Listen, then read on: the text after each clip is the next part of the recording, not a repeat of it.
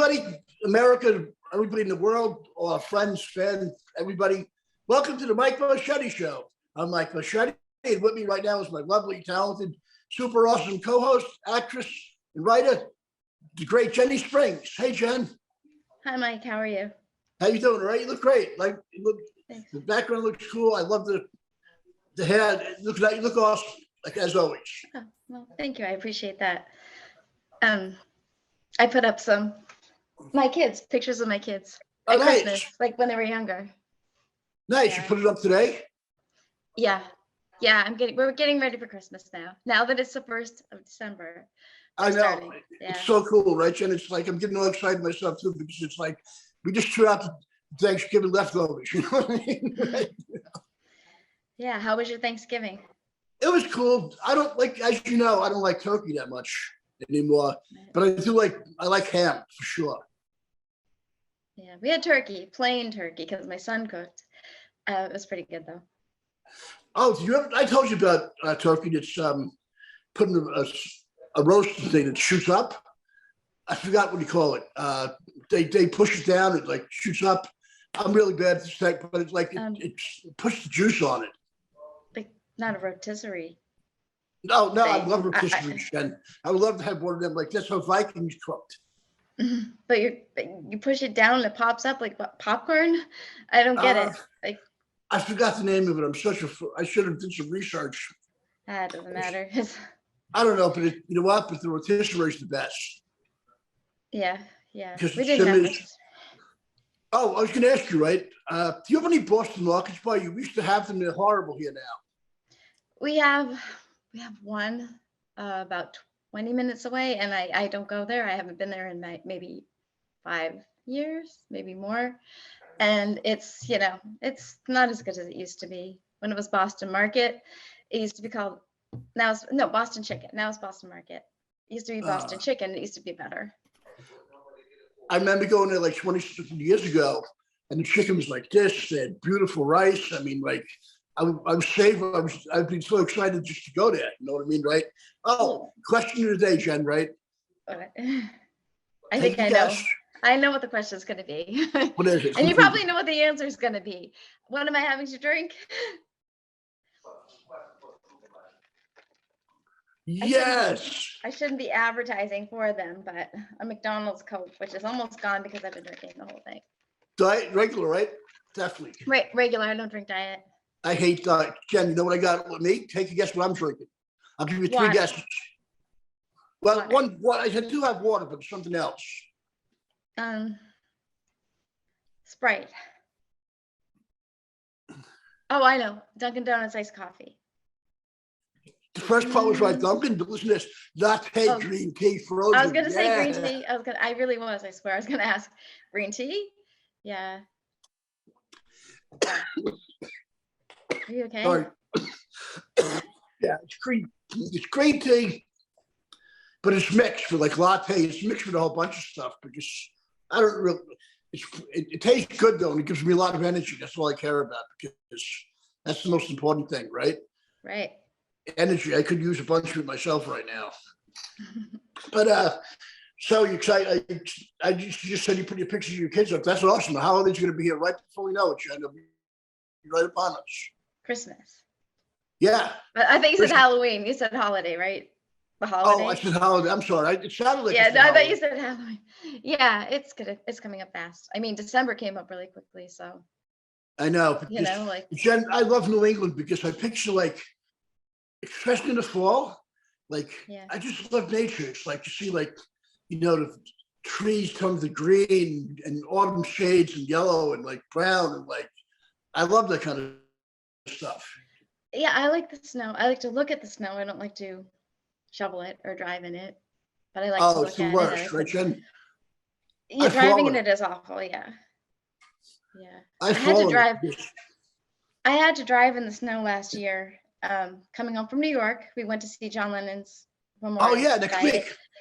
Yeah, and it was snow. There was a storm, and we took the train. So we took the train from Connecticut to New York, and we took the train from New York to Connecticut, and it's like 2.5 hours from Connecticut. Whoa. But it was like midnight, after midnight maybe, and pitch black.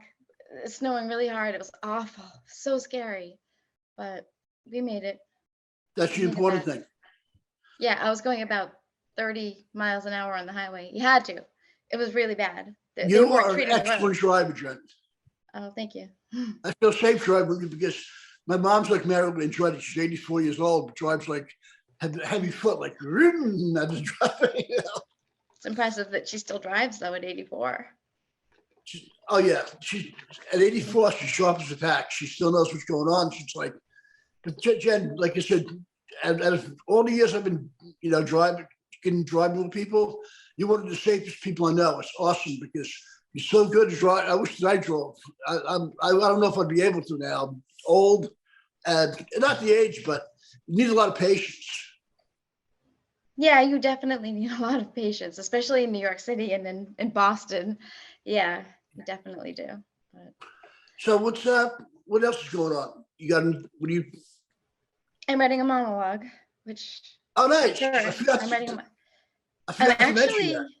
That's okay. I'm writing. I decided to write the one act play, so that the monologue will make sense, so fit into it. So it won't be out of context when I do it, when I perform it. I want it to make sense to me.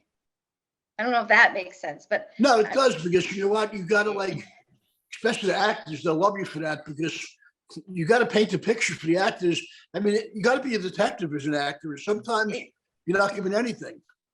I want to do it for myself also. I want to do it for the audition, but I also want to do it for myself because I want to know kind of where I'm coming from. Like, why am I saying this? Why am I doing this? What's going on in the rest of the play? Instead of just taking something out of context like I did for class before, I'm writing something that just was about my life. I think it's better to make it part of a play, a short play. That's what David Mamet did. I mean, he wrote what he knew about. You know what I mean? The press writers write what they know about, and it's like that's what Agatha Christie says to do. Yeah, and look who we're talking about. I mean, it's like Agatha Christie. I mean, come on, you don't get any better than that. Or Mamet, you know what I mean? Because I took a master class with David Mamet. You know the master classes they had? Yeah. On writing? Yeah. And you know what's cool about him, Jen? He could hang out with aristocrats or diplomats and hang out with bikers as well. He's so universal. Yeah, that's wonderful. And he can talk to anybody too, Jen. He can talk to bikers like regular people, or he could talk to the diplomat of another country and understand. You know what I mean? He's like that universal. That's wonderful. Well, we're all regular people, What's that, Jen? We're all regular people. When you're talking to everybody's a regular person, they just have different titles, different education, whatever. But we're all regular people. Absolutely, when it comes down to it. I meant by regular people is I had a friend of mine, Alexis. Her dad is a doctor in Pennsylvania, right? He's a surgeon, but and he just talks like regular people, right? And I'm like, wait, he's a doctor. I thought he'd be using huge words. She goes, no. He goes, he doesn't use huge words with his patients. He has to be, regular. He goes, but if he's in a meeting with some other doctors and there are some kind of function, then he'll speak like he went to Harvard or Yale. Mm-hmm. Yeah, that makes sense. You're supposed to talk at the level that people understand. If you're intelligent and you're using big words just to use big words, it's just showing off. I know. I like words. Words are fun. Great, Jenny, because I can't wait to see what you're working on now, because you're incredible. I love your writing. It's awesome because it's so real and it's put together, and you're a brain. You've got a brain and a half, Jen. Well, I'm trying to use regular words too. Like when I'm writing, just things that everyone would get. I just want to do something pretty simple that comes across easily. And the thing is, when we did your play, that's the great thing about it, because when we read that, it was like you said, everyday words people would speak, and it makes it so much easier. And you can still convey emotion through everyday words, of course. Yeah, you mean the scene? Yeah. Yeah, this is going to be different. And I'll tell you later. It's different though. It's not the same as the scene. I'm not taking that. I'm using something else. So yeah, I can't wait. I'm excited because it's going to be. I know it's going to be something fabulous. It will be awesome. I know that's for sure. We'll see. You look great, and I like your hair. I just wet my hair before I got here. Yeah, I haven't washed my hair in a few days. It doesn't look like it though, because I love how it looks. Because, and Jen, I had to let my hair down because I had like my hair would be like 10 stories high if I didn't let it down. It'd be like, yeah. Oh yeah. I put some hairspray and I just put it up in a little ribbon thing just because it's kind of not that clean because I haven't washed it in a few days. So. But I would never notice. It looks awesome, Jen. You look like always. I'm going to bring on our first guest, and I know him. He's going to explain how we met, actually. He's a writer. He's a creator. He's been writing television. He's an actor. He's a funny guy and a good guy. He's from the Bronx, New York, Jen. And he's half Irish like us. Yes. And he's half Spanish, which is great as well. He's a good guy. The great John Borras. Hey, John. Hey, Mike. How are you? It's great to see you. This is my co-host, Jenny Springs. She's a writer and actress as well.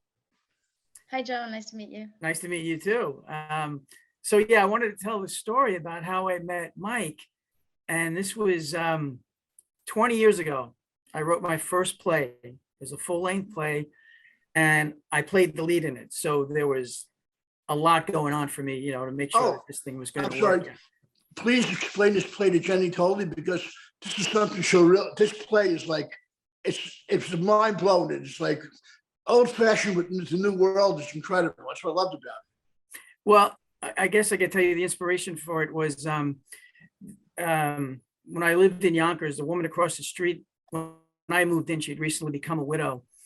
And when I met her, she was crying. And so I introduced myself, and I realized that she was an older woman and she was by herself. So I offered to help her out, mow the lawn, go shopping for her. And really the most important thing was to spend time with her. So it became a thing where I'd go over every Wednesday night, we'd watch TV, and we would just chat.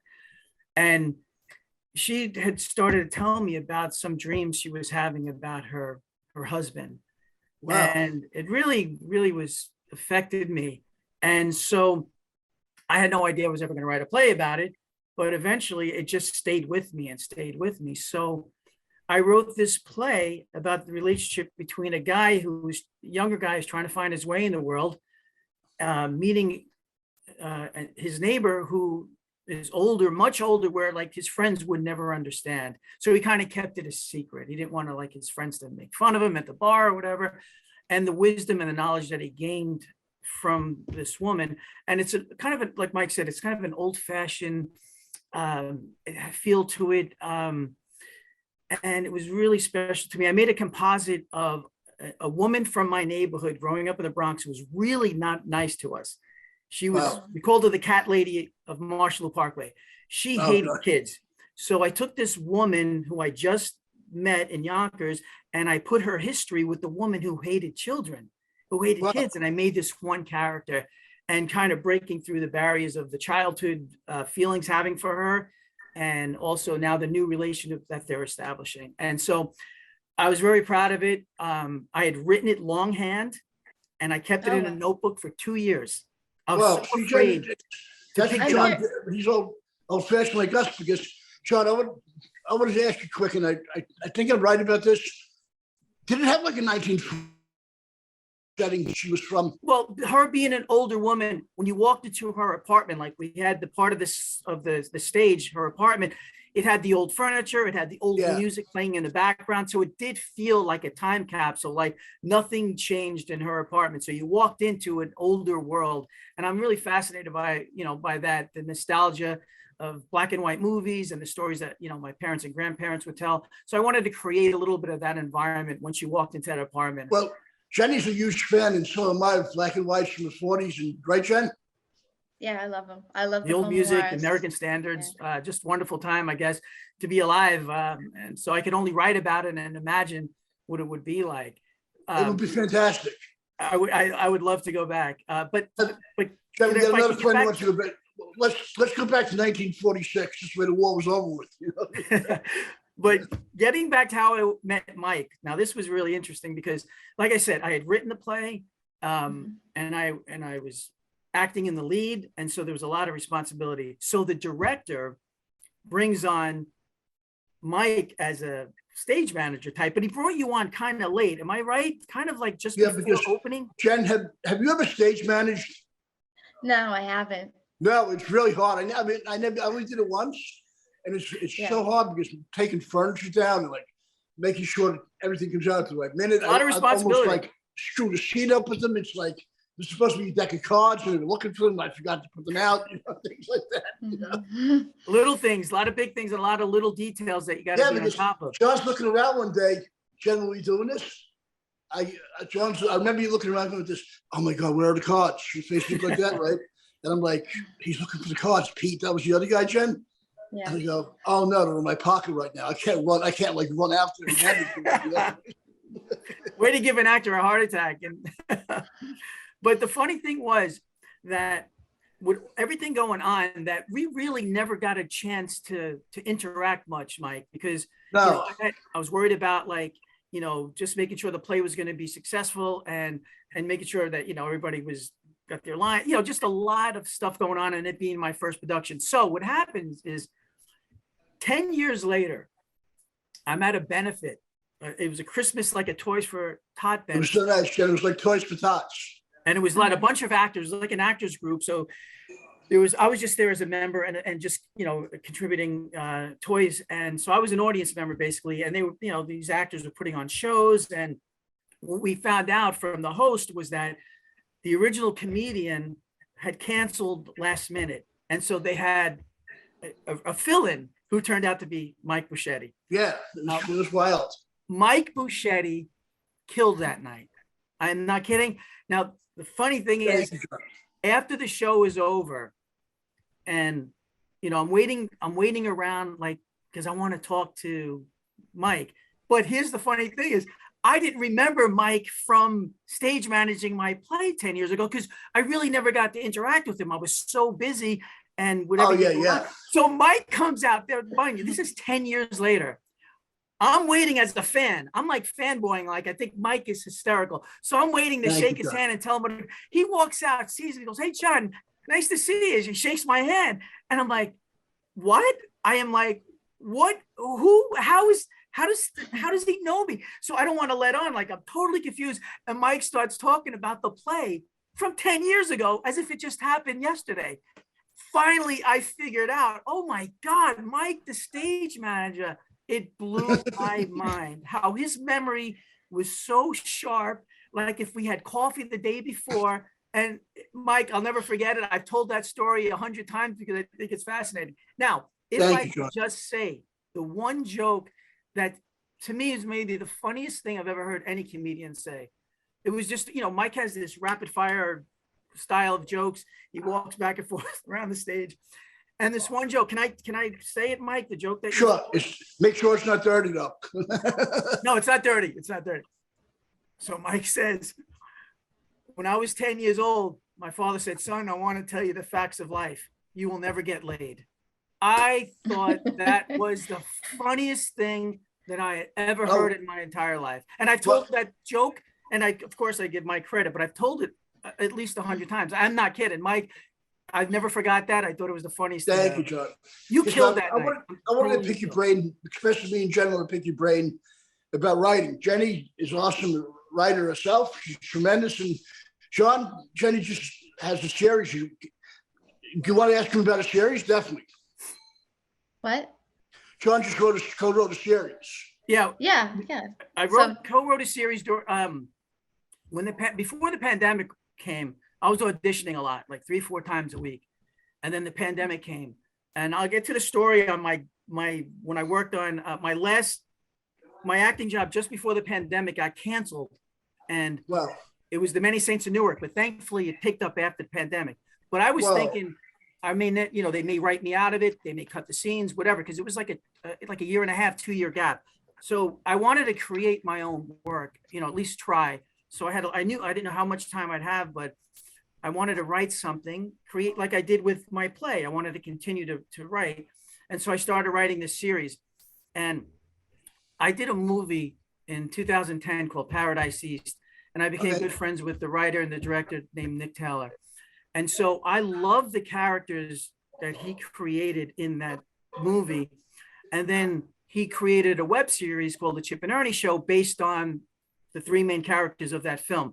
And he brought in all these wonderful characters to web series. And so I wanted to do something where I could combine some of the characters that he wrote in the web series and some of the stuff that I remember from Paradise East, and create this world and take it to the next level. So I wrote 3 episodes, and then I decided, let me call Nick.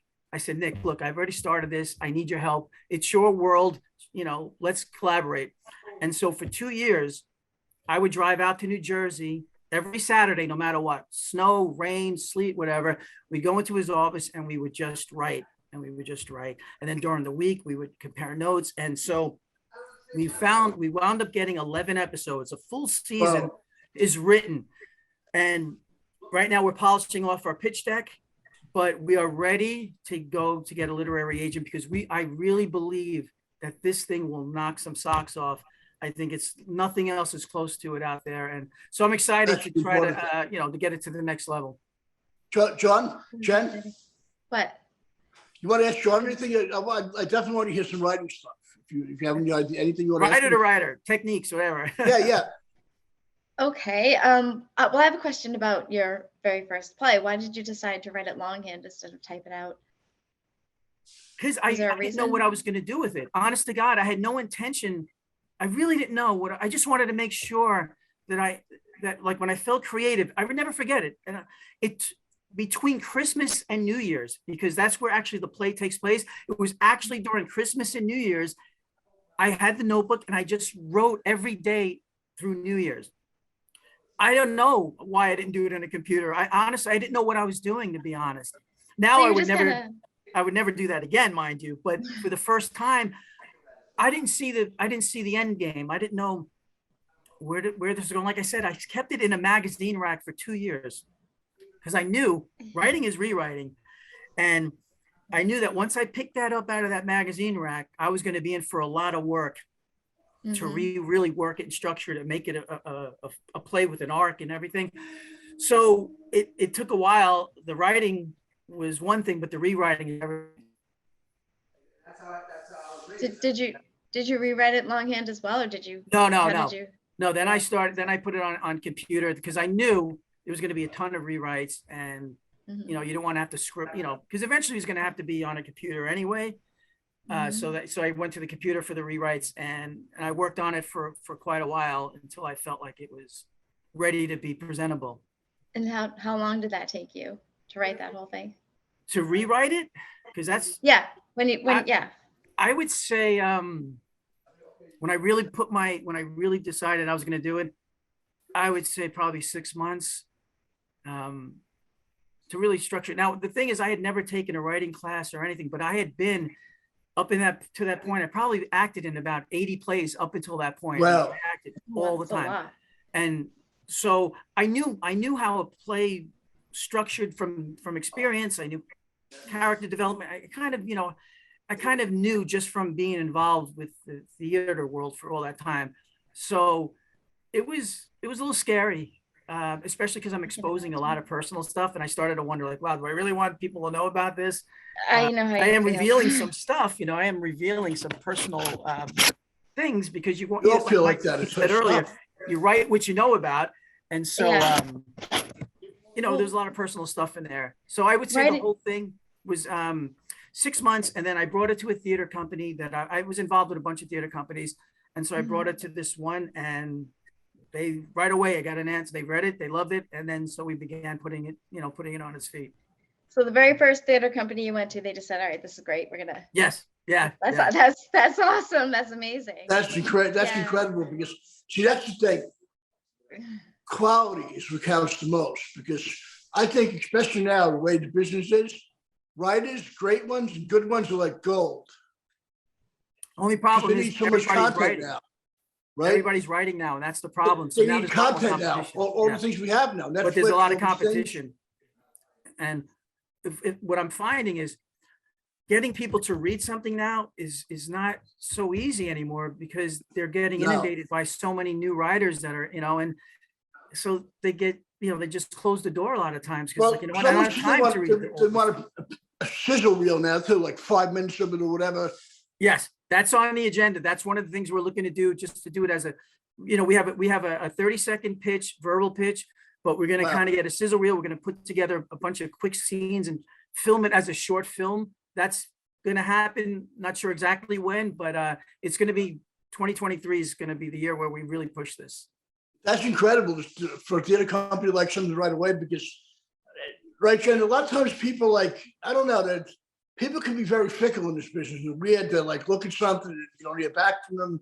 That's the worst thing I heard, disrespect in this business. Like, there's no reason today, if you get in touch with somebody, for them not to get back to you. I mean, you know what I mean? I was always good, like, with cold calling agents on the phone. They always told you never call them. I did anyway. Yeah. You know what I mean, right? Some of them That's get back gutsy, to me, Mike. some of them never did. That But takes guts. I mean, Jenny, when I started this, I used to call, like, I took a risk one time, because this type of thing, the Ross reports had like all agencies, right? I found a number of like, what's her name? Tom Cruise's wife. I forgot her name. Nicole Kidman was one of his wives. Yeah, but I found Nicole Kidman. Which one, Mike? Yeah, I know. I took a guess. Oh, with I'm Nicole sorry, Kidman. guys. So sorry, Jen. I forgot you had like 18 of them, I think. No, but Nicole Kidman, John, I found who her agent was in LA, right? And I left a cold message to her agent. I didn't care, right? Good for you. His office got back to me. How Wow. crazy, not him. They go, oh, we got your message. We like what we heard. Please submit some materials to us in LA. What did you You know say what I mean? I did. on the message? What did you give an example of what you do? What did you just I leave was a like, message? I was doing like, I think I just did a film. So I mentioned some things I did, like, hi, my name is Mike Bocchetti. I'm from New York. I kept it as brief as I could, like, you know, I just did a film and I'm working on with so-and-so. And the thing is, like, but I also had like some not so good luck with it. I'll give you guys a good example, right? There was an agency years ago called Endeavor, right? They were gigantic, Jenny, John. They were like William Morris. They were tremendous. Like, they had all movie stars, right? I found out about an agent there that my friend was with, and I called the agent up. I introduced myself. His office got back to me in a few days, right? You know, oh yeah, you know what? We heard of you because I was a comic for years, right? We're going to call you back in a few days, right? I had an interview with him on the phone for like 40 minutes. How crazy is that? That's a good sign. Then they called me back again to interview me, right? Then they were supposed to come to see me as a comic at Caroline's, right? I'm like, yes, I'm so excited. But what happened was, now everything is always timing in life, right? This is about a couple of weeks before the writer's strike happened, right? I remember that. So they call me up and they say, the agent's assistant goes, Mike, we really like you. We wanted to work with you, but right now we have a writer's strike. We don't even know what we'll do with our own people. But you know what else happened too? She said, we may merge with another agency right now, right? Yeah. And you know what happened? They merged with William Morris. And it became like mega, wow. right? But the thing is, but that agent left the office and I was out. That happens a lot. You know, my agent, before the pandemic hit, I was auditioning for a lot of shows and I was getting pinned, called back, and I was booking. Wow. And then the pandemic came and he decided that, you know, now is the time for him to leave the business altogether. Whoa. And he spend more time with his family. So they replaced him.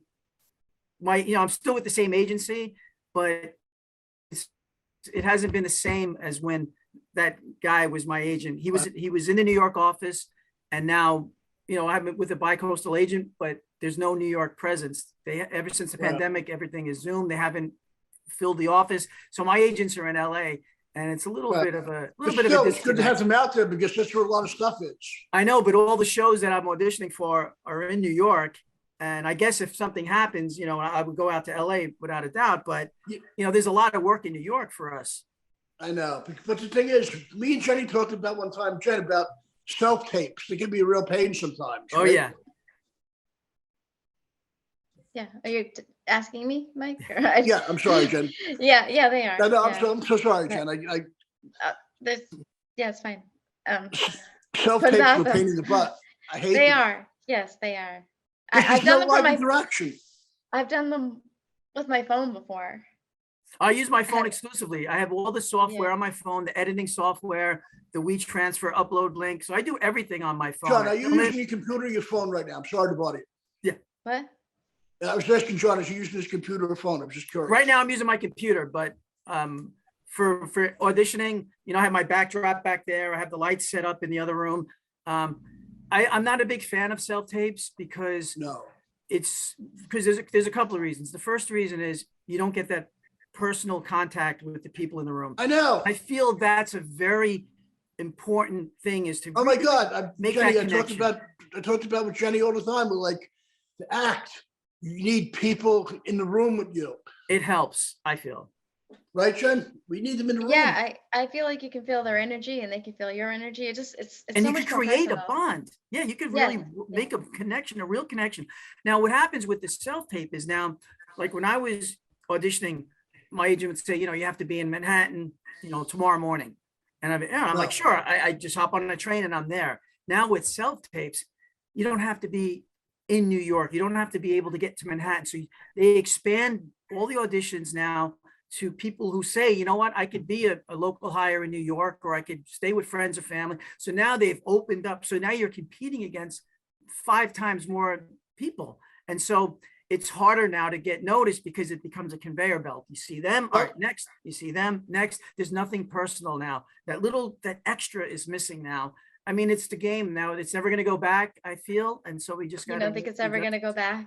It's just too easy. You know what? It's going to be weird for a while. Yeah, And John, I was going to ask you about your screen. How did you put it up? Mine was on a wall, but I took it down.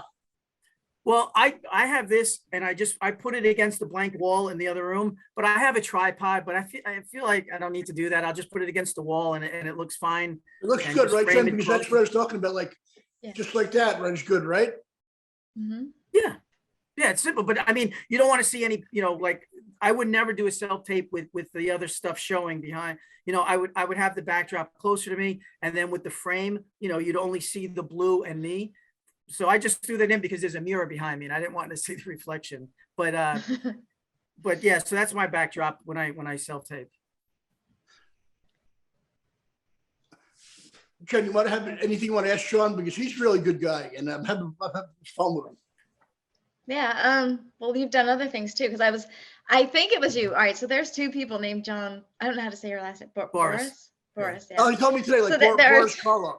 There's 2. There are 2 actors. So I'm not like, can you tell me some of the other stuff that you've done? Tell us some of the other stuff that you've done. Okay, let me just tell you quickly right now.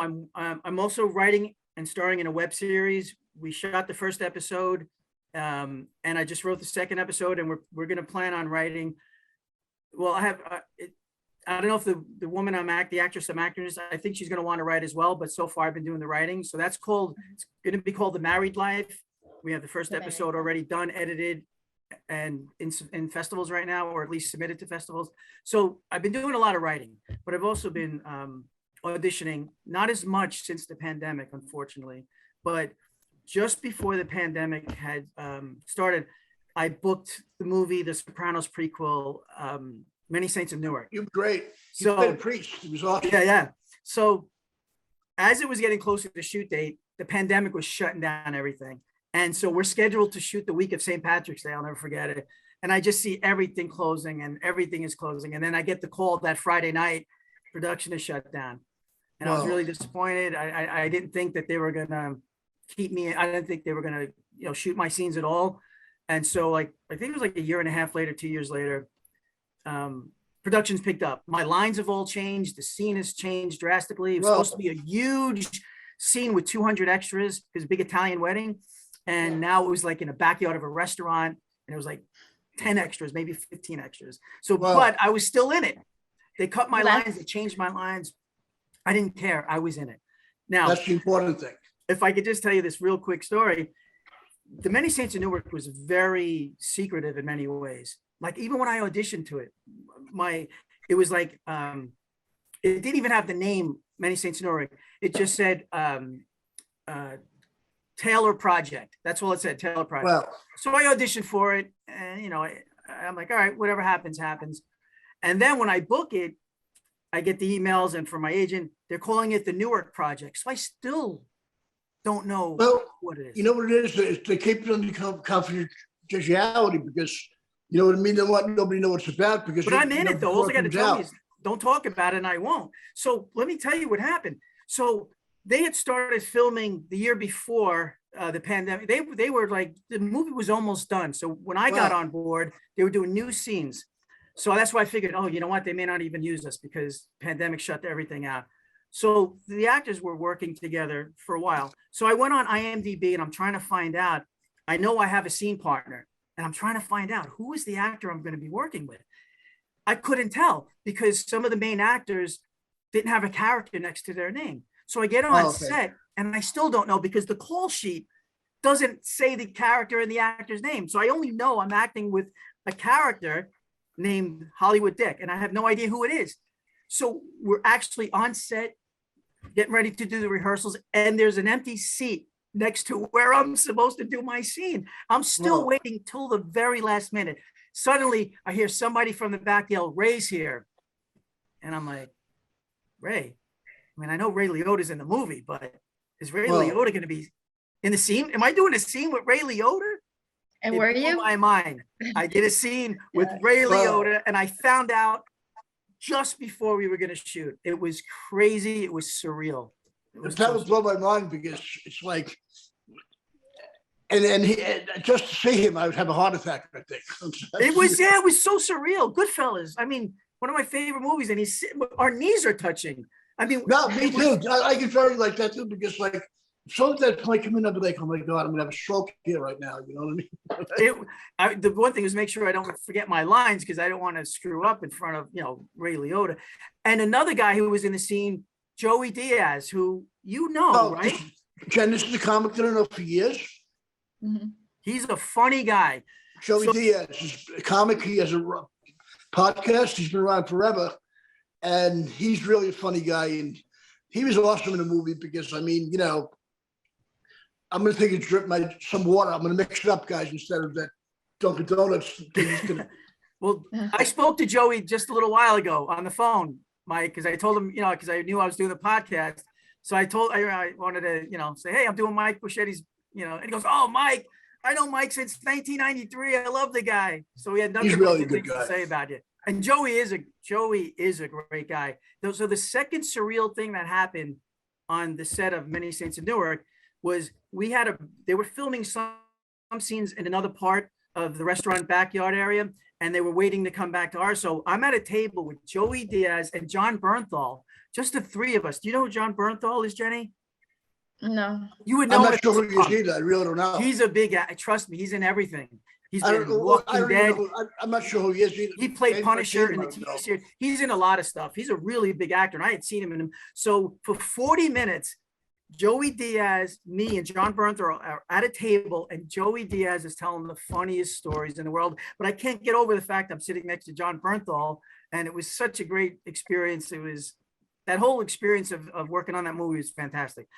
Anyway, I know you asked about other stuff, but that was like probably my favorite experience of all time. I've done a lot of independent films, some web series. The first audition I got with my agent, I booked that show Pose.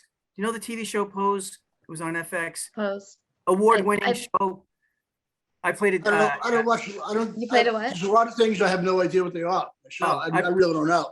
I was in 2 episodes. I played a fire inspector, and nice. That was my second audition with my new agent, and so it was a really good start with the agency. I was gonna break the chops a little bit, right? Jenny, John is half Irish and half Spanish, right? Mm-hmm. Yeah. Yeah, and he played a priest in the Many Saints of Newark, right? So, were you tempted to do an Irish brogue as the priest? No. No, this was supposed to be. This is why I really didn't think I was going to get this. The audition said he was an Italian American, and so when I went into an audition, I remember, I borrowed the top from a priest that I know, and I was like number 25 on the list for that day. It was like late in the day, and there was 25 people before me, and then there was like 10 people behind me waiting to go in, and everybody looks like they're right out of the Sopranos, like really Italian looking. I'm like, so I went into that audition thinking I have no shot, so I just was able to relax. And I booked it. It was crazy. So, well, you never know. They wanted a New York accent because they got me when after I booked it, they got me in contact with a dialect coach to make because they wanted to make sure it sounded like New York, New Jersey. And I said, hey, that's where I'm from. I don't need a dialect coach. And the guy says, you're right. Just do it the way you're doing it now, and you'll be fine. Jen, how cool is that, a dialect coach? That's awesome. That is awesome, but I don't really hear much of a New York accent on you now. Well, I do have one, and I could put it on more. Like when I get excited, it really comes out. And if I need to put it on, it's like, it's like an old friend. It's in my back pocket. So that's great. When my friends saw the movie, they said, why you sound Italian in the movie? All my friends said that was hilarious. Yeah, but I would have loved to, I want to play an Irish. I love the brogue so much because it's like, it's so nice to hear it. You know what I mean? I love the Irish brogue, right? I actually did a short film again, just before The Sopranos, where I was a priest and I played an Irish priest with the brogue. Well, yeah, but the brogues are different. Am I right or wrong? From one another, heck yeah. If you're from Ireland, you'll know a Dublin accent from a Galway accent, from Northern accent. Funny? My mom's church group, her rosary group, guys, has a couple of Irish people from Ireland. One guy, I don't know where he was from an island, but he was like a typewriter, like I'm like, whoa, right? Really quick speaking, right? Like, and the other guy was like the brogue, come on, Mike. You know what I mean? Like that, like you can hear it. But let's hear a little bit, Mike. Come on, let's hear it. Let's hear it. How did he sound? Come on, we're gonna fight. What the hell are you going on me tonight? Well done, Mike. Well done. Oh, Jen, you want to hear my English accent? I remember last time. I want to do this for the fans out there. This is from the Audie Lang Show, my English accent. I want to talk to both you guys that I'm from. Hello, Jenny. How are you? You look very fine. You're a nice lass. How's everything going? Because there's a little Irish mixed in there. Would you like a sip of some Coke? Because hello, John. How are you? Because where are you from? Dublin o'clock? Because we're going to fight. If it's not Dublin, I'm going to be a good one at the end of the night. Well, I grew up in an Irish neighborhood, Mike, and I say it's a good effort. Good effort. Oh no, because you want to hear a funny story, right? I used to go to this bar in Manhattan that was called Alani's, I think it was, on like 65th Street, and I became friends with the people there. One of the bartenders had a really heavy dick Irish brogue, right? He goes, I got there like 9 o'clock one night. He goes, it's a little late for you coming in here, because I used to come in like at 5 or 6 to eat, right? He'd be like, but you better be leaving soon. I go, why? He goes, this because it's midnight. We have a bloody pirate ship happening here every night. He goes, when people start getting really after midnight, it gets wild in there. John? What? Froze, I think, right? I think so. Yeah. Yeah. How you doing, Jen? Otherwise, okay? Yeah, I'm good. Yeah. Good. Just want to make sure you're doing good. I'm almost done with this. You believe that? Well, you said you added water. Were you adding water to that? Did you say you were adding water to your drink? Sometimes I do, especially if there's ice in there. I love adding water in. I thought you said you were doing that earlier. Sometimes I do. It depends how I feel, because. I thought you were saying I'm adding water to the mix.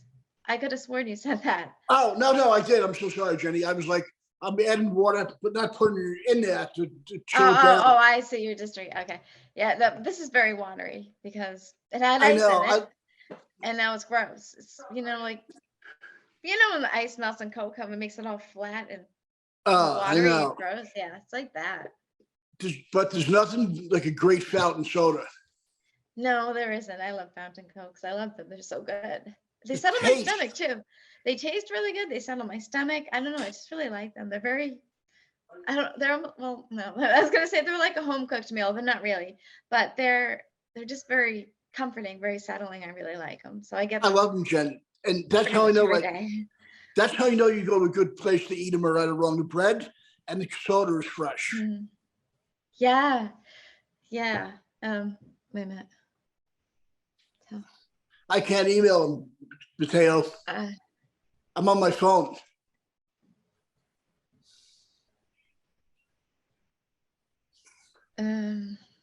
We just lost Sean. I'm so sorry. Do you want me to? Wait. Do you want me to try? Okay, if you can, Jen, thank you. You've been a lifesaver so much. Let me just. Are you guys there? Yeah. But I don't know his email. We got lost you. I'm so sorry, John. Oh, I'm here. Are you there? Oh, you're there. Yeah, we hear you. Yeah, we can hear you. Can't see you. Yeah, All I right, can't see you, but let me see if I can figure that out. you know what? This is such a like. You know what? It's Okay, I think we're good. oh good. I'm so sorry what happened to you because I don't know what I did, but just to make sure I got on the phone, and just going from another route. I didn't know if it was me or not. So I just, no, I don't. You know, that's the weird thing about this whole thing, right, Jen? It's like you don't know what end it is on. No, it happens all the time too. yeah, technology can be great, but we rely on it so much, and all of a sudden, things like this is bound to happen. Well, So like you were saying earlier, I would go back to 1946 and live there the rest of my life. absolutely, the golden age. I would Yeah, but too. you know what, though? Okay, I'm sorry. No, go ahead. No, you said you loved that time, right? I'm sorry, I cut you Yeah, off. yeah. No, I do. I love. Well, I mean, I wasn't there, but from what I see in movies, from what I've read, I don't know. I just really like it. I think I'd be much happier in that Me too. time than in this one. Yeah, it was a lot type. simpler. Simpler. Yeah, and I like simple. I like that. I like, meeting people on the street or like I talking, know. having a normal conversation. I know. Just everyday things like that, talking on the phone, listening to records, going places that are actually open. I think places are open later then than they are now. If Yeah. people are just, hi, how are you? Yeah, do that now. Yeah, No. you Yeah, go into everybody's in their phone. Life passes you by. You're on your phone, and you can meet like you're missing out on so much, because your head's stuck in the phone. Yeah, And but you that's gotta what I feel bad remember about the kids. The you gotta kids are remember doing one that. thing I do too. about I going feel back, bad about though. kids too. You got to remember one thing about going back. If we did have a time machine, I met an old man when I was in my 20s. That was my grandfather's age. There was a World War II vet, right? He was a Marine in Iwo Jima in World War II, right? His name is Pete. Really nice guy, right? I used to work in the gas station. He came in for gas all the time, right? So one day I said to him, Pete, I wish I was from your time period, right? He goes, why? I go, people were nicer. I don't like it here now. This is in the 80s, right? And he goes, well, you got to be happy when you're born because that's where you're supposed to be, right? I go, well, okay. But I go, but it would have been easier. He goes, okay, I'll give you a good example. He goes, okay, if we had a time machine, I can take you back to 1940s with me, right? When the machine stopped, how do you know you're not going to be in the middle of World War II being killed by the Nazis? That is You true. can say that about how do you people know who you're not were going to there. be you're not going to be joined fighting overseas and be killed? Or like he said, because he goes, be happy where you are. He goes, most of my friends died in Iwo Jima at 18 years old. I'm like, whoa. Yeah, his reality, it's definitely, we romanticize about it. But yeah, some people lived it are going to tell you that, what, it wasn't all, it wasn't all sunshine and daisies. I get that. You know what? But I just like That's true about any time. Yeah, that's true about any time. But we romanticize about the past because we're comparing it to the now. And, but we only think about the good stuff. But yeah, I guess there was a lot of stuff that we probably wouldn't enjoy either. But I would still take the risk. I would as well. I like them cautious for 1940 suits. Yeah, I love the suits. I love all the clothes. The women's clothes, the men's clothes. Have a huge the fact car, that they dressed up. A huge car with a running board on it. You know what I mean? Maybe a little bit before that might be, but you know what I mean? Like go to a mall shop, you know what I mean? Have like, hamburgers and not worry about anything happening to me, you know what I mean? Because they didn't bother in those days. They used to and have personal safety. You feel safe, Yeah. Right now we got to worry about our personal safety. And I don't think that was as much a concern. No, I'll leave my front door open at night. They would leave the door unlocked. Yeah. Yeah, when I was a kid, no fear walking the streets at night. I lived in the Bronx and we never even thought it. We'd be out all night. We called it breaking night. And we were never, ever concerned about, our personal safety. We just took it for granted we'd be safe. You can't do that anywhere now. No. Oh, I was going to show you guys. Tell me next time if I should wear this thing. I wore this, but this is what I was going to wear today. A Hawaiian shirt. I had this picked out. Nice, Mike. That's you. Totally. I should have worn this, Jen. I was going to wear it today. You know You what? should be in a movie wearing So that. what stopped you from putting that on today, Mike? Why didn't you wear it? I don't know, because my spirit was like, I want to be cheerful, right? Yeah. Then I started getting a little grumpy. Then I'm like, the top button wasn't working right on there, so I got to get the button fixed. But I got that from my brother-in-law and my sister. They went to Aruba a bunch of times and brought me back that shirt, right? It's like so lightweight, it's comfortable, and there's something, you know what I mean? It's like just some cotton the way it's cut. It's awesome. But we wouldn't have even seen it anyway, Mike, because we only see you from like your chin down anyway. Well, it's going to change soon, guys, because I'm going to learn how to use this thing and just put it down because I don't even care, because they're having a good time. John, what do you have coming up? Well, I've been working, I got to get the next episode of the web series shot and go forward with that. Got to get the TV series pitch deck polished, but I'm also auditioning. I just auditioned for the Blacklist, and I'm hoping that, hopefully I'll book that. But also, Mike, we're going to be working together. Oh yeah, tell Jenny about this. It's hard. Do me a favor. Can you explain his show? It's kind of hard to explain. I'm not really sure if it's sci-fi, what it is. It's not an easy one to explain. Jen, it's called Crash the System, right? It's called what? Crash. I call it like Crash the System. Crash. Oh, Crash the System. Okay. It's like, I don't know, it's like drama, sci-fi, comedy. It's just a mixture, but I watched it and a friend of ours cast us together in this thing. Cool. It's on Tubi. It's on the network Tubi. You know the network Tubi, Jenny? Yes. Yeah, I do. Yeah. So they did the first season, and now they're filming the second. So Mike and I are going to be working on an episode together in the same scene. Oh, wow. Pretty soon. Jen, you know what's Are you crazy? excited? I've been coughing for the past few days like crazy. Yeah, you told me. Yeah. I haven't been coughing that much.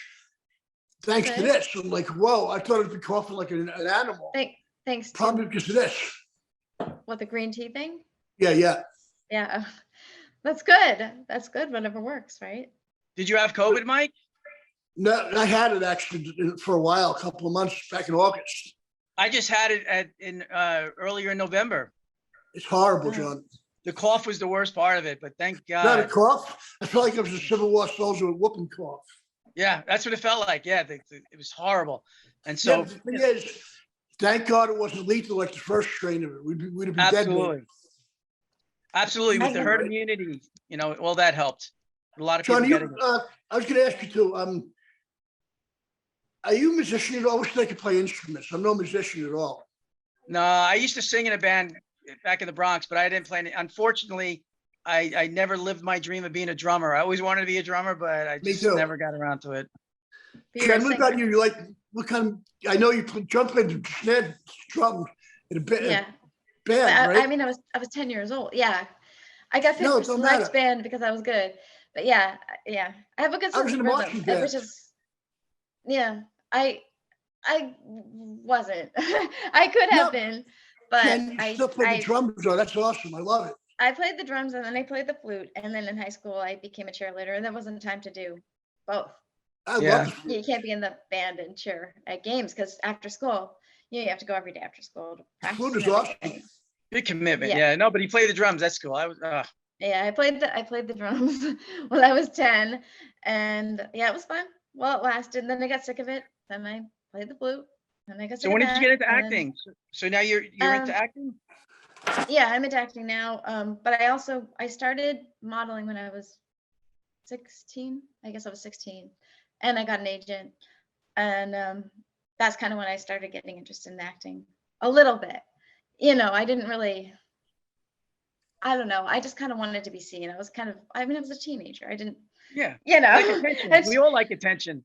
Yeah, and I was in background in School Ties, that movie. I don't know if you know the movie School Ties, but it was a 1950s setting, which I loved because, we're talking about the past. I've always loved the past. So this was set in 1950s with Brendan Fraser. It was actually his first movie. It was so intense. Nice. Yeah. So you had the costumes and everything, right? They had to dress you up in the 50s. That's fun. I love Gary Busey. Yeah, but we had this really nasty hair guy. Like everybody hated him because he was like yelling and just like he'd spray my hair, like totally spray it like a helmet, and he'd be like yanking like with a brush. He's like, "No, cool. I don't like this style," and he's like, "Please don't do that." And he was hurting me, but he did it to everybody. Extras don't get treated well, and that's always been morons to us. They treat you really. Oh my gosh! Terrible. So I had this story, right? And we were in a malt shop, and there were a lot of guys. There were more male extras than there were females. And when I did this, I was 17. I was 16. I was 17, but I was still on the younger side. There were like 30-year-olds and, people who are over 30 and people in the 20s. Creepy all old that guys. stuff. Well, at the time, no, I actually didn't think they were creepy, but Okay. we had to wear special bras, 50s bras. And somehow the lady knew on the second day that I forgot to wear mine under my blouse, and she called attention to it. She had them stop filming in the middle of filming, and she had me go in the corner and change. She said, "You." Wow. And she's talking to me, and yeah, she had me change my undergarments in front That's of not everybody in the corner of, Well- it was humiliating. It was so Terrible. humiliating. Terribly It was. unprofessional. I'm sorry you had to go through that. The morons. It's okay. It's funny now, in retrospect. Yeah, but it's Jen, funny. if that was today, they'd have a lawsuit in their hands. Oh, absolutely. You could never get You can't- that would never you happen can't do again. anything. You can't do anything today, though. Well, I don't- nowadays you go to the union and they're more aware of this kind of stuff, and they're more like, they'll be more aggressive in pursuing, violations against somebody. So, being in the union, they'll look out for you, especially on something like that. For a young girl having to do something like that, Forget it. that would never fly. I believe it would never fly today. But Yeah. John, where can we find you? Where can we find me? Oh yeah, I'm so sorry. Yeah, I mean like Facebook to YouTube. Oh yeah, I'm you so can find me on Facebook, on Instagram. I don't go on Instagram that much. You could check out the movie Paradise East and the Chip and Ernie Show by going to chipanderney.com. Oh, nice. Go to IMDb. I will be putting out the web series soon. Once we get a couple of episodes, we'll probably go, have links for Vimeo, whatever. But right now we entered the first pilot into like 6 festivals. Really short. nice. I mean, it's really shorts. These are like 5-minute micro things, and but they're fun and they're a challenge to write. Well, Try to that's be all it funny in takes, a though. short amount of time. All it takes is 5 minutes for somebody powerful to see you, and that's it. Absolutely. And this is comedy, which I never purposely went out to set out to write comedy. And so to try to do it in like 5 pages, it was quite a challenge, but I think it's very exciting, and I love it. John, all this is pace. Yeah. Am I right or wrong? But John, thanks for coming on here. We got to get in touch with Kamal. Can't wait to work with you. It's going to be fun. I'm sure we're going to hear from him very soon, and either one of us can reach out to him. I'm sure he'd be okay with that. But I will probably, when I see you next, it'll be soon, probably in December, and on set, and that'll be great to see you in person again, Mike. It's always a pleasure. Thank you so much for coming on here, John. It was so good to talk to you. Catch up. Absolutely. I'm honored to be here, and it was nice meeting you too, Jenny. Nice to meet you, John. Maybe It's we'll nice work talking with you. together, and maybe work on something. That would be great, and that's exciting that you're doing it so soon with Mike. December. Yeah. So where do you live, Jenny? I'm sorry to prolong this. I'm in Massachusetts. Oh, okay. Oh, so okay. But so I go into New York. I commute. I like. Okay. I love New York. I love Manhattan. I I really love like it. I like it so much better than here. I like it so much better. Any excuse I can think of to go in, I go in. Yeah. Well, you never know. Maybe we'll get you on the show. We'll tell Kamal about her, and maybe she'll be on the show one of the other. That'll be episodes. awesome. Kamal's a good guy, That would Jenny. be He's so really a much cool fun. person. Yeah, he's a good guy. So all right, Mike. That'd Well, be thanks awesome. again for having me, Thanks. and nice No, meeting you of again, course. Jenny. If you're talking to us, tell him I Thank said hi. I love Joe. Yeah, but I'll see you on Facebook, Mike. And Okay, thanks, we'll talk John. more. Take care, guys. Okay, Peace Bye. out. Bye. bye, John. I think a cough drop, and it's like, you know what I'm I eating thought, now. I thought your cough was all better. Yeah. Well, thanks Yeah. for you helping me with it, Jenny. You know why? Because you gave me energy. Thank you. I thought it was from your green tea. The green tea. It is was great. green tea, and you're a good luck charm, Jen. Oh, okay. No, you Well- are, because you know why? It was this, and you gave me energy. You're a good luck charm. I have a question about your drink. Sure. Is it sweet? Is it like, do they add a bunch of stuff to it, or is it actually good for you? Is it like green tea? It's kind of a weird taste because it's like Green- sweet, but then it Yeah. tastes like kind of like. You ever have green tea frozen? No, I've But- had green tea. I've had green tea straight out of the mug, and it's kind of disgusting. Honestly, it's really bitter. Yeah, it tastes like kind of seaweedy. It tastes weird, right? Yeah, it's really good for you. Full of It is. antioxidants and all of that. And so I used to force myself to drink 2 cups a day, but it would make me feel kind of sick because it's not very good. Jen, But you I'm gave thinking me the drink. energy. But know is why? the drink sweet? Uh, That it drink. it depends, because like It depends who makes it actually in this place. Well, because, you're Dunkin', that's Dunkin' Donuts, yes? Yeah, is there, I'm figuring something from Dunkin' Donuts is gonna be sweet, right? oh God, yeah, it's like, Yeah. oh, did you ever go to Friendly's? I love that place. Not too often. I actually had a job at Friendly's when I was a teenager. Oh, really? For a short time. It was very difficult. Yeah, it was actually a lot harder than you might think. Well, I like that. We had one by us. It closed. I like their ice cream Mhm. now. I don't think I've ever had their ice cream. We had Brigham's. We used to have Brigham's ice cream, Oh, and nice.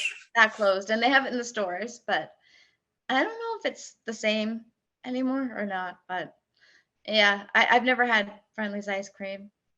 I've never had it. You know what's crazy? Jen Haagen-Dazs, right? Yeah.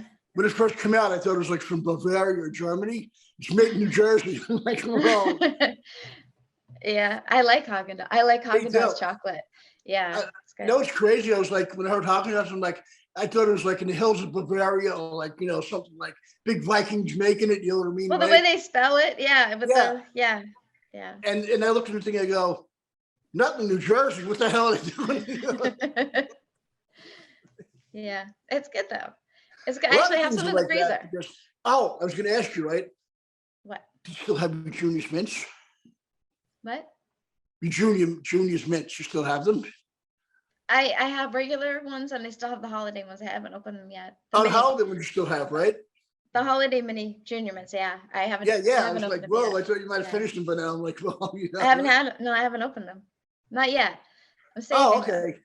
I went For to the some movies. reason, I thought you had. I wasn't sure. I remember you showing them to me like a few weeks ago. No, I went to the movies. I got the regular Junior Mint minis, but I got them at the store, so I didn't have to pay, like $15 for a small bag at the movies.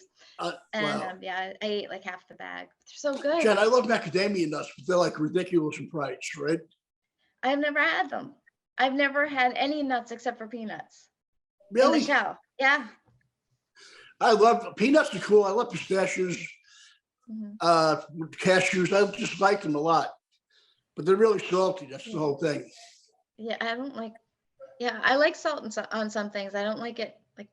I don't think I'd like it on nuts. I don't like it on peanuts. Like it No. on. Yeah.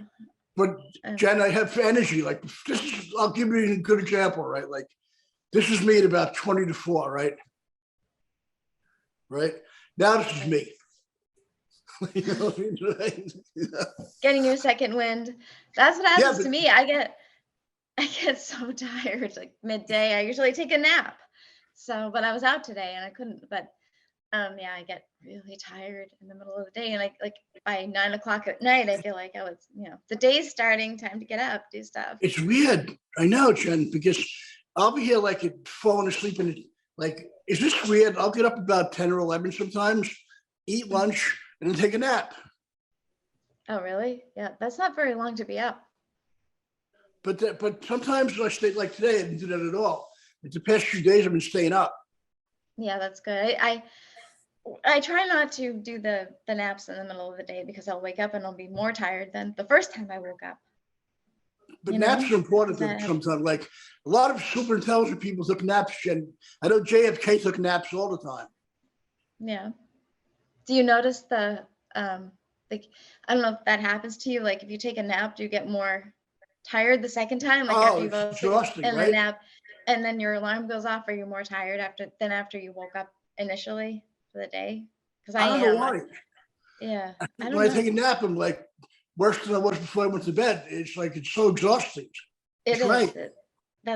So I kind of feel like it's better not to do it. Just try to go to bed earlier, which is hard for me because I'm definitely a night owl. Which I actually saw. Are you wearing black? Because look, I like the color. You look great. Yeah. Just a black turtleneck shirt. Turtlenecks are cool, Jen. I love them. Yeah, I like them too. My grandmother used to wear them all the time. Oh, nice. I love wearing them. I used to have a lot of them. Mm-hmm. Well, okay, Jen, I want you to take us out today. Just thank everybody, and I'll just say good night. Okay. Well, I guess we're wrapping it up. Thank you, everybody, for being with us today. We had the very talented John Borras on, and it was a pleasure talking with him. And I guess Mike is going to be with him very soon in an upcoming episode of the show. or a show. And thank you, our fans, for listening to us worldwide, Jen, not just us. Is it We worldwide? Yes, we have fans in London, Australia, all over the world. People watch this. Thank you, all our fans all over the world, America, the US, every place in between Pango and Australia. And thanks to John Borras and my lovely and talented co-host. Without her, this would never be happening. And Mateo, thank you for your work. Good night. Good night, everybody.